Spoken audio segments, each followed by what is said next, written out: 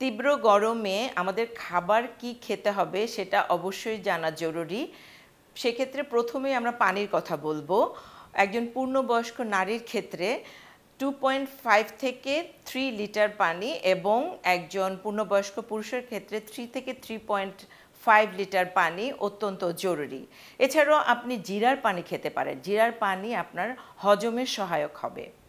তাছাড়া আমরা যে সমস্ত খাবারগুলোতে পানির পরিমাণ বেশি, যেমন সবজির ক্ষেত্রে বলতে পারি টমেটো এবং শসা, তাছাড়া ফলের ক্ষেত্রে বলতে পারি তরমুজ, বাঙ্গি এবং অন্যান্য মৌসুমি ফল, এবং সাথে আপনারা আখের রস খেতে পারেন। অবশ্যই এটা ঘরে তৈরি হতে হবে।